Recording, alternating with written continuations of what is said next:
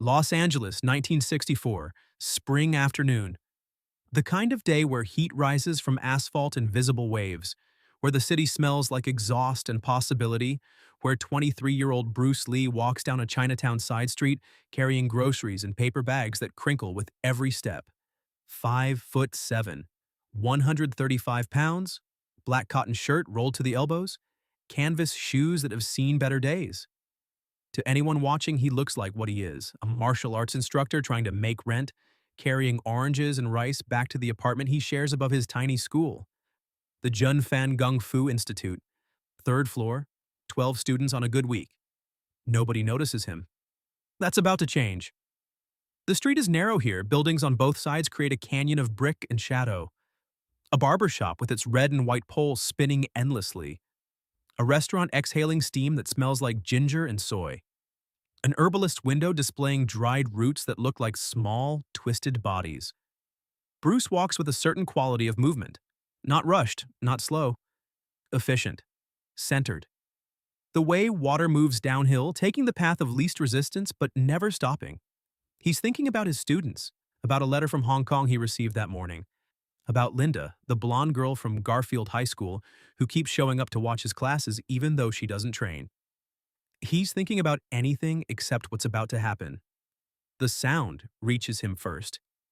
Engines, multiple vehicles moving in formation, the particular rumble of American muscle cars, deep, aggressive, territorial. Bruce's awareness shifts instantly.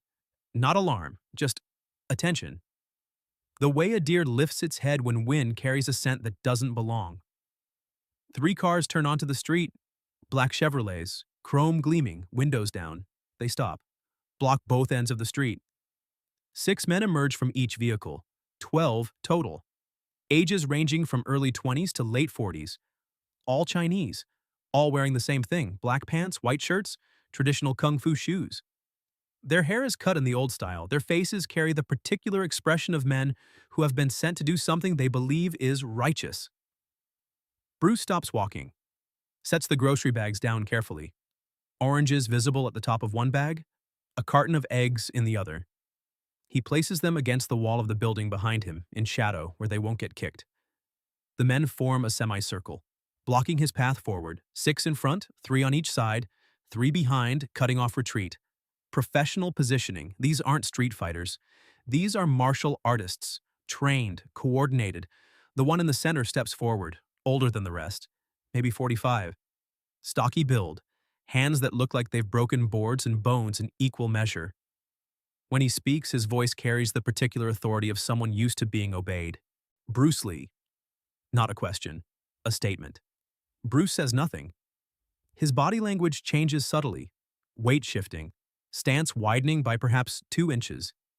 Hands that had been relaxed now carry a different quality, still loose, but ready. The older man continues. His English is accented but clear. You have disrespected the traditional schools. You teach our secrets to foreigners. You claim our ancient methods are obsolete. You show techniques to anyone with $20. The accusation hangs in the air. In the restaurant window, Bruce can see faces pressed against glass. Witnesses. This is meant to be public. That's important. This isn't about killing him. This is about humiliation. About putting him back in his place. The traditional masters have reached a consensus, the spokesman continues. You will close your school. You will stop teaching. You will return to Hong Kong and apologize to your sifu. Or... He doesn't finish. Doesn't need to. The 12 men take one synchronized step forward. Bruce's expression doesn't change. When he speaks, his voice is quiet, almost conversational, the kind of volume that makes people lean in to listen. Or what? Or we remind you why traditional kung fu has survived for centuries. Silence, the kind that feels thick, textured. The street has emptied. Cars have stopped appearing at either end. But every window has faces now. The barber has come outside, scissors still in hand. Old women on second-floor balconies. Children peeking from doorways. Everyone can feel what's coming. Bruce takes a breath, lets it out slowly. How much time do I have to decide? The spokesman smiles. It's not a pleasant expression. We are generous. We give you 30 seconds to accept our terms, close your school, leave Los Angeles, or we will close it for you. 30 seconds. The number settles into the moment like a stone dropping into still water. Bruce looks at each man individually, cataloging, assessing. He recognizes some of them. Students of the traditional schools, representatives of the old ways, men who genuinely believe they're defending something sacred. He understands their perspective. That makes what he's about to do harder. Not physically harder, morally harder. 30 seconds, Bruce repeats, his hands lower to his sides. Completely relaxed now. Open palms. Non-threatening posture. And if I refuse? The spokesman's smile widens. Then we teach you the lesson your Sifu apparently failed to teach. Respect. The 12 men are close now, perhaps 15 feet away. Semicircle tightening. They're not rushed, not sloppy. This is choreographed, planned. They've done this before. Maybe not all together, but the ritual is familiar. The public humiliation of someone who stepped outside accepted boundaries. Bruce nods slowly, as if considering, as if weighing options. Can I ask a question first? The spokesman makes a magnanimous gesture. Speak. When you tell this story later, and you will tell this story, will you be honest about what actually happened? Or will you change details to make yourselves feel better? Confusion flickers across the spokesman's face. What? Because in about 25 seconds, all 12 of you are going to need medical attention, and I want to know if you'll at least do me the courtesy of accurate reporting. The words land like physical blows. The spokesman's face hardens. The men on either side tense, hands forming fists, stances dropping into fighting positions. You cannot defeat 12 trained martial artists, the spokesman says. His voice has lost its false courtesy, now it's just anger. You are one man, small, young, arrogant. Bruce's expression doesn't change. 30 seconds, you said. I'd start counting. What happens next occurs in the space between heartbeats. The spokesman gives a hand signal. 3 men rush forward from the front. Traditional technique. Coordinated attack. High-low-middle combination designed to overwhelm a single defender through simultaneous strikes from multiple angles. Bruce moves, not backward, forward, into the attack. The counterintuitive choice that makes everything that follows possible. His lead foot snaps out. Front kick, not to the body, to the lead attacker's kneecap. The sound is immediate and unmistakable, something structural failing under pressure it wasn't designed to handle. The man drops instantly, mouth open in silent shock before the scream catches up with the pain. Bruce doesn't watch him fall, already moving. Right hand intercepting the second attacker's punch, not blocking, redirecting, using the man's own momentum. His left hand shoots forward, palm strike to the solar plexus. Precise. Targeted. The kind of strike that doesn't break skin but stops breathing. The man staggers backward, clutching his chest, face turning purple. The third attacker is already committed to his strike. Low sweep meant to take Bruce's legs. Bruce jumps, not high, just enough. And as he comes down, his heel drives into the man's extended knee. Same sound. Same immediate collapse. 3 men down. Perhaps 4 seconds elapsed.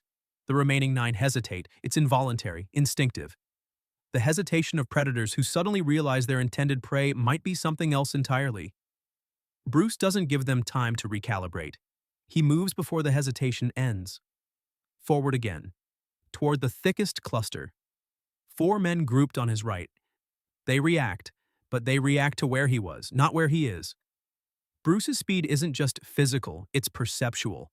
He processes information faster, sees patterns developing before they fully form. His elbow catches the nearest man in the floating ribs, sharp, angled.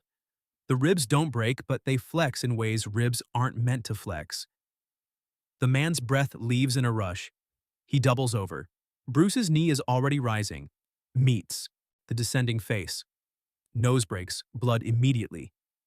The man goes down hard, unconscious before impact.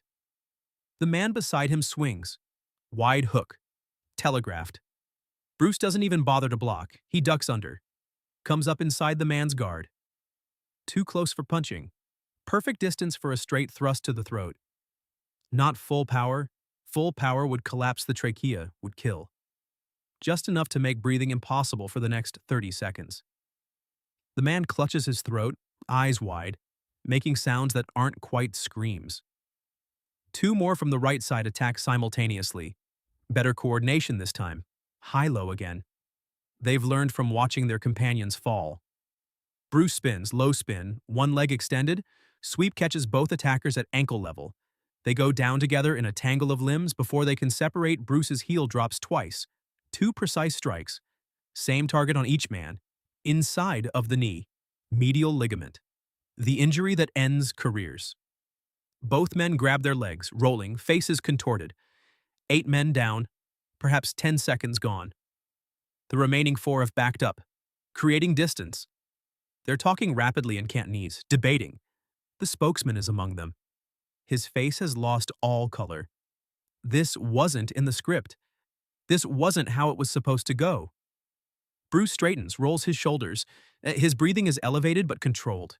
He's not winded, not even close. A light sheen of sweat on his forehead. His black shirt unmarked except for one small blood spatter that isn't his.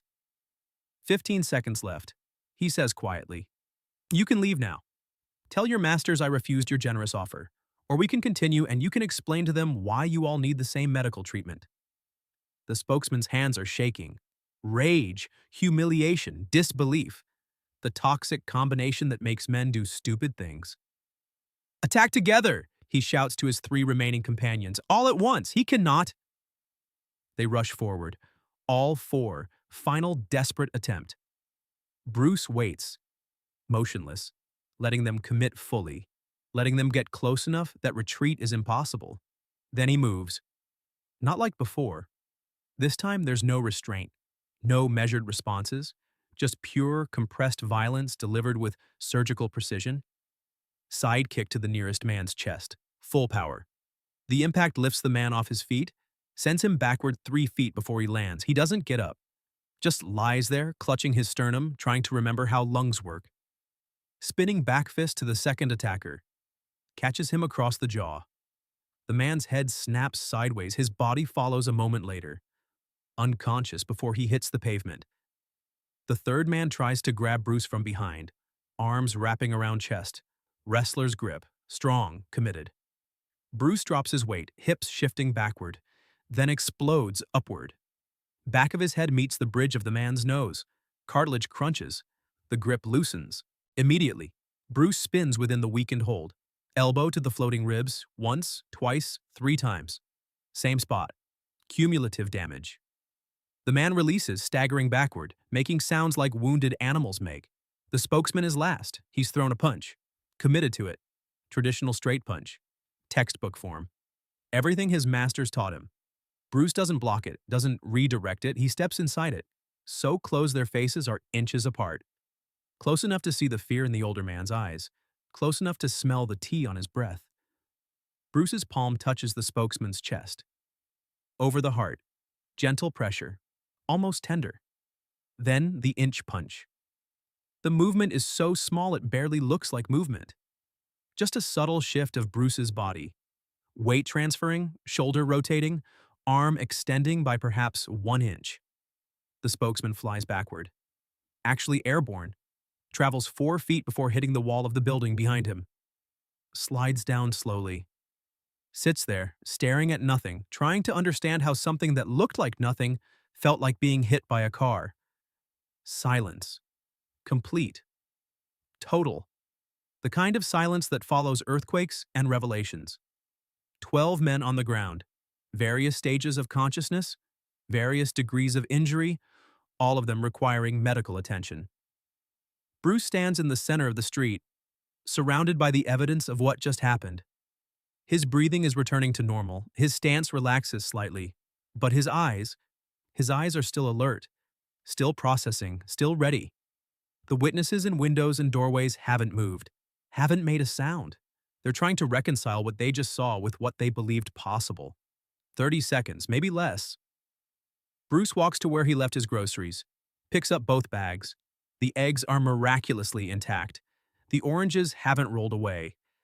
He stands there for a moment, looking down at 12 men who came to teach him respect, When he speaks, his voice carries clearly in the silence. Traditional kung fu has survived for centuries because it was effective. Past tense, it worked against other traditional kung fu, but the world moved on, evolved, adapted. He takes a step forward, looking at the spokesman who is still slumped against the wall, still trying to breathe normally. You came here to defend honor, to protect tradition. I understand that, I respect that. But respect flows two ways, and you showed me none before demanding all of it. The spokesman manages to focus his eyes, manages to look up at this small man who just destroyed 12 trained fighters without apparent effort. What, what are you? Bruce considers the question. I'm what happens when you question everything. Even the things your masters told you were unquestionable. I'm what happens when you test techniques against reality instead of preserving them like museum pieces. He crouches down, eye level with the older man. But I'm also someone who understands why you came here, why you believed you were right. So I'm going to do something you probably don't deserve. What?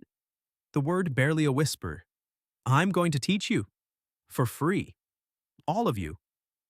Bruce gestures to the scattered men, some of whom are conscious enough to listen. When you can walk again, when you're healed, come to my school, third floor, above the restaurant that smells like ginger. I'll show you why everything you learned was incomplete. Not wrong. Incomplete. There's a difference. The spokesman's eyes widen. You would teach us after you tried to destroy my life? Yes. Bruce stands up. Because that's what separates a master from a fighter. A fighter defeats you and walks away. A master defeats you and offers you the chance to become something better. He turns, starts walking, past the men on the ground, past the overturned cars that are blocking the street, past the witnesses who are starting to emerge from their protective observation points. Wait! The spokesman's voice, strained, desperate. What do we tell our masters? What do we say happened here? Bruce stops, doesn't turn around. Tell them the truth. 12 of you came to teach one man a lesson. Tell them what you learned instead. He continues walking, carries his groceries up the street, past the barber who has lowered his scissors, past the restaurant owner who is standing in the doorway with his mouth open, past the old women on balconies who are whispering to each other in rapid Cantonese. Bruce Lee, 5'7", 135 pounds, 23 years old, walking away from 12 men who thought size and numbers and tradition were enough. They weren't. The ambulances arrived 14 minutes later. Someone had called. Multiple witnesses providing the same address, same urgent request. The paramedics found 12 men with remarkably consistent injuries, same structural damage, same precise targeting. The kind of injuries that suggested not random violence but controlled application of force. Surgical, intentional. At the hospital, the doctors compared notes. 12 patients. All arrived within the same hour, all from the same incident, all with variations of the same trauma patterns. 3 men, medial collateral ligament damage. Severe. Surgical intervention likely required. 2 men, fractured orbital bones. Significant facial trauma, 1 broken nose, 1 fractured jaw. 4 men, rib damage ranging from severe bruising to hairline fractures. Floating ribs predominantly affected. 2 men, soft tissue damage to the throat, 1 severe enough to require overnight observation for swelling. 1 man, sternum bruising, consistent with high-impact blunt force trauma. Cardiac monitoring required to rule out arrhythmia. The emergency room attending physician wrote in his report, injuries consistent with highly skilled martial arts techniques. Remarkable precision of targeting. All patients conscious and communicative despite trauma.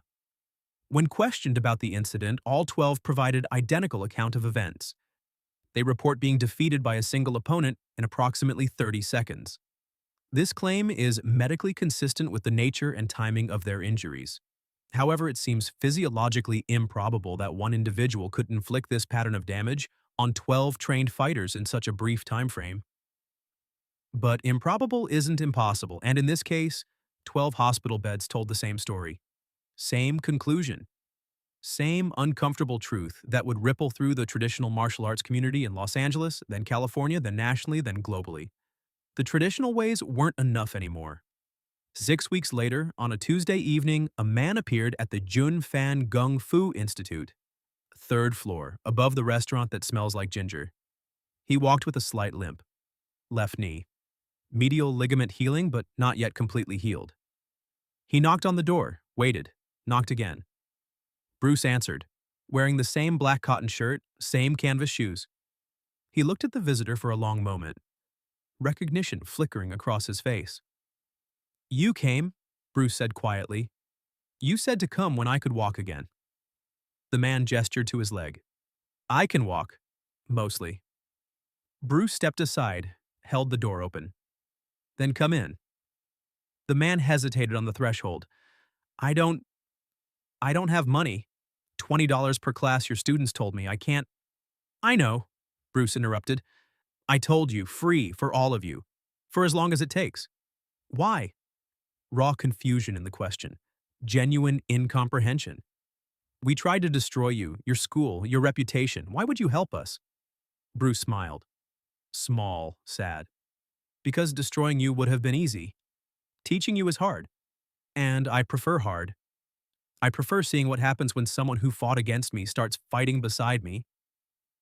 The man entered, stepped into the small space, hardwood floors, mirrors on one wall, training equipment sparse but functional. In one corner, a heavy bag. In another, wooden dummy for practicing techniques. "What's your name?" Bruce asked. "Zhang Wei." "Zhang Wei. Welcome to Junfan Gung Fu. Before we begin, I need you to understand something." Bruce moved to the center of the room, gestured for Zhang Wei to join him. "Everything you learned before, it's not worthless. It's foundation. But foundation isn't a house. We're going to build on what you know. Add to it. Question it. Test it. Some of it will survive testing, some won't. Can you accept that?" Zhang Wei looked at his injured leg. Remembered the street. Remembered the speed, the precision, the moment when everything he believed about martial arts was simultaneously shattered and expanded. "I can accept that." "Good." Bruce placed a hand on Zhang Wei's shoulder. "Then we start with the most important lesson. The one your traditional master should have taught you but didn't." "What's that?" "There is no ultimate technique, no perfect style, no unbeatable method. There are only situations and responses. The fighter who understands this adapts. The fighter who doesn't ends up in the hospital with 11 other people who also didn't understand." Zhang Wei nodded slowly. "And you'll teach me to adapt?" "I'll teach you to think. Adaptation is just what happens when thinking meets reality." They began. Slowly. Bruce working around Zhang Wei's injury, starting with basics. Footwork, distance, timing, not techniques, principles. The underlying concepts that made techniques work or fail. Hours passed. Zhang Wei left limping slightly less than when he arrived, carrying a notebook, carrying questions, carrying the beginning of a transformation.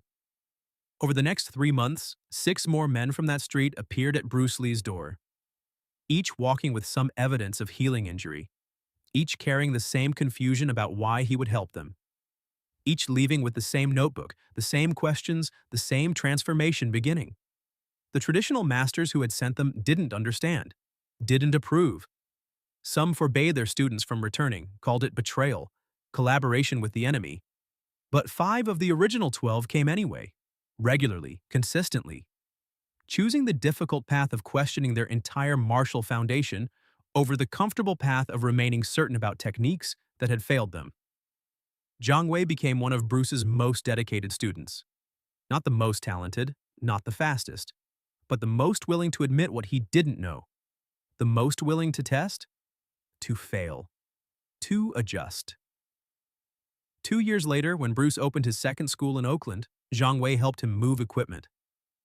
Carried the heavy bag up 3 flights of stairs, his once injured knee fully healed, stronger than before because he'd worked to understand not just healing, but the mechanics of movement itself. "You know what I tell people?" Zhang Wei said, setting down the bag, catching his breath. "When they ask me about that day, about what happened on the street, what do you tell them?" "I tell them I went to hurt Bruce Lee's body, and he healed my mind instead." That's harder to explain than a broken knee, but it's the truth. Bruce nodded. The body heals in weeks. The mind heals in stages. You're still healing. We all are. That's what real martial arts is. Continuous healing. Continuous growth. Continuous questioning. Even you? Zhang Wei asked. You still question? Especially me. The day I stop questioning is the day I become what those masters are. Certain. Brittle. Waiting to be broken by something they didn't prepare for because they stopped believing preparation was necessary. Decades later, after Bruce Lee had become a global icon, after his films had changed how the world saw martial arts, after his philosophy had influenced millions who never threw a punch, Zhang Wei was interviewed by a martial arts historian. The historian asked about that day in 1964, about the 12 men, about the 30 seconds that became legend. Zhang Wei, now in his 60s, his hair white but his movements still carrying traces of the principles Bruce taught him, sat forward in his chair. Everyone wants to know about the technique, he said. How Bruce moved, what strikes he used, the mechanics of how one man defeated 12. But they're asking the wrong questions. What's the right question? The historian asked. The right question is, what do you do after you win? When you've proven your point? When your opponent is defeated? When you have every right to humiliate them, destroy them, take everything they were trying to take from you?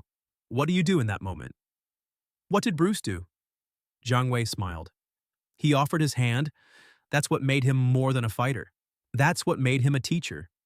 That's what made 12 men who came to destroy him spend the rest of their lives trying to be more like him. Do you think he knew, in that moment, what impact it would have? I think, Zhang Wei said slowly, choosing his words carefully, Bruce understood something most people don't. Power means nothing if you can't direct it towards something constructive. He had the power to hurt us, but he chose to aim that power at our ignorance, not our bodies. And ignorance is harder to defeat than 12 men. Ignorance fights back for years, sometimes for lifetimes. The historian scribbled notes. What happened to the other 11? The men who were there that day? 3 never came back. Pride wouldn't let them. 4 came for a few months, then stopped when their traditional masters gave them ultimatums. 1 moved back to Hong Kong, another died in a car accident in 1972. The last one, Zhang Wei paused. The last one was me. I'm the only one who stayed, who kept learning, who let the lesson of that day become the foundation instead of the ending. Do you regret it? Going there that day, being part of trying to destroy him? Zhang Wei looked out the window, silent for a long moment. I regret the intention. I don't regret the outcome. That day was supposed to be about teaching Bruce Lee humility. Instead, he taught me what humility actually looks like. Real humility isn't weakness. Real humility is being strong enough to admit you were wrong and wise enough to learn from the people you tried to hurt. And you think about it?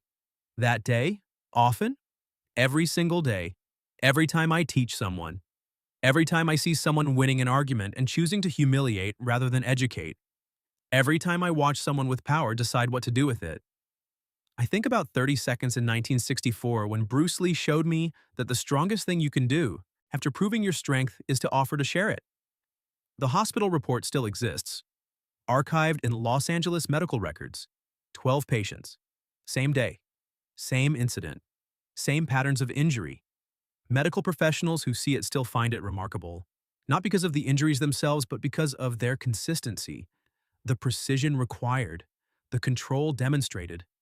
The fact that all 12 men survived with no permanent disability despite the speed and efficiency of the violence that produced the trauma, it reads like a medical mystery.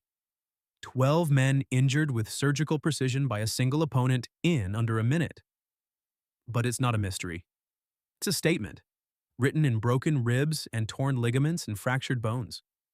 A statement that said, I could have done worse. I chose not to. And in that choice, I'm offering you something more valuable than victory. I'm offering you evolution. Most of them didn't take the offer, couldn't take it. Pride is its own injury, harder to heal than broken bones. But Zhang Wei took it, carried it, let it transform him from someone who attacked what he feared into someone who questioned what he believed.